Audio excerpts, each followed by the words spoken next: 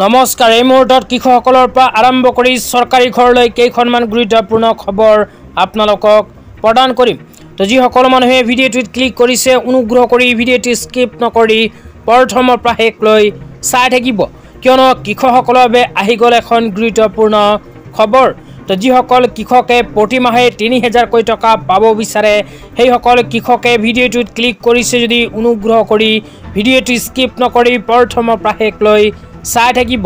লগতে মোৰ চেনেলত যদি নতুনকৈ ভিজিট কৰিছে তেন্তে অনুগ্ৰহ কৰি চেনেলটো ছাবস্ক্ৰাইব কৰি মোৰ লগত থাকিব।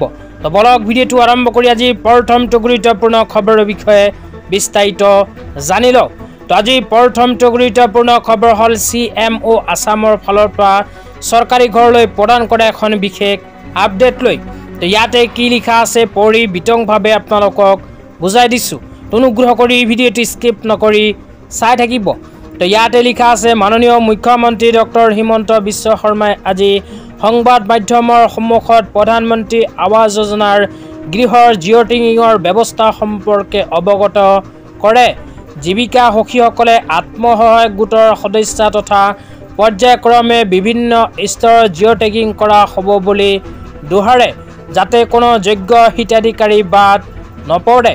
তো ইয়াতে কোৱা অনুযায়ী যিসকল মানুহে এতিয়ালৈকে চৰকাৰী ঘৰ পোৱা নাই সেইসকল মানুহৰ বাবে আহি গ'ল সোণালী সুযোগ। অসমৰ মাননীয় মুখ্যমন্ত্ৰী ডাঙৰীয়াই ঘোষণা কৰা অনুযায়ী অসমত আকৌ নতুনকৈ আৰম্ভ হ'ব জিঅ'টেগিঙৰ কাম। তো যিসকল মানুহে এতিয়ালৈকে চৰকাৰী ঘৰ পোৱা নাই নতুনকৈ সেইসকল মানুহে নিজৰ নামখন জিঅ'টেগিঙৰ সহায়ত অন্তৰ্ভুক্ত কৰিব পাৰিব চৰকাৰী ঘৰত। তেতিয়া আপোনালোকক দিবলৈ লৈছোঁ আজিৰ দ্বিতীয়টো খুবেই গুৰুত্বপূৰ্ণ খবৰ। তো আজিৰ দ্বিতীয়টো গুৰুত্বপূৰ্ণ খবৰ হ'ল কৃষকসকলৰ বাবে। তো আপোনালোকে মোবাইল স্ক্ৰীনত চাব পাৰিছে কৃষকসকলৰ বাবে এনেকুৱা এখন আপডেট ইতিমধ্যে আমাৰ হাতত আহি পৰিছে। তো ইয়াতে লিখা আছে প্ৰধানমন্ত্ৰী কিষাণ মানধন যোজনা PMKMY से छच होगा किसान की पेंशन का सपना। তো ইয়াতে কোৱা অনুযায়ী ভাৰত চৰকাৰে কৃষকসকলৰ বাবে আৰম্ভ কৰিছে PMKMY আঁচনি। তো এইখন আঁচনিৰ জৰিয়তে প্ৰতিগৰাকী কৃষকে প্ৰতি মাহতেই ৩০০০কৈ টকা লাভ কৰিব। তো কেনেকৈ লাভ কৰিব আপোনালোকক বিতংভাৱে জনাই আছোঁ, অনুগ্ৰহ কৰি চাই থাকিব। তো প্ৰথমে ইয়াতে আবেদন সম্পৰ্কে কোৱা হৈছে जनसेवा केंद्र CSC तथा राज्य नोडल ऑफिसर PM किसान द्वारा योजना के लिए निःशुल्क पंजीकरण प्रारंभ।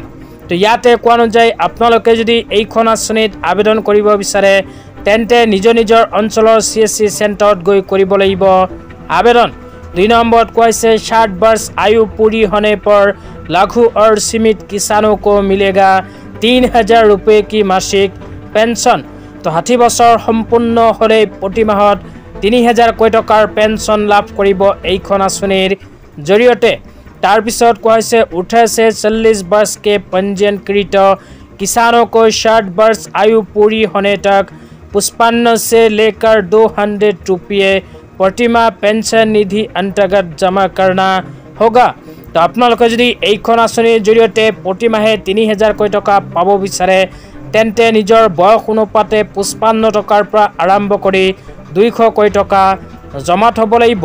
তো জমা থোৱাৰ পিছত আপোনাৰ বয়স যেতিয়া 60 বছৰ সম্পূৰ্ণ হ'ব, 60 বছৰ সম্পূৰ্ণ হোৱাৰ পিছতে প্ৰতি মাহত এইখন আঁচনিৰ জৰিয়তে নিশ্চিত 3000কৈ টকাৰ পেঞ্চন লাভ কৰিব। তাৰপিছত কৈছে কেন্দ্ৰীয় চৰকাৰ পেঞ্চন নিধি में किसान द्वारा जमा की गई राशि की बराबर धनराशि अपने ओर से देंगे।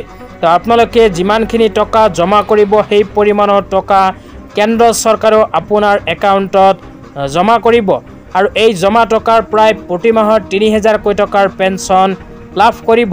তো আপোনালোকে যদি এইখন আঁচনিত আবেদন কৰিব বিচাৰে নিশ্চয় ভিডিঅ'টোৰ কমেণ্ট বক্সত কমেণ্ট কৰি জনাই দিব।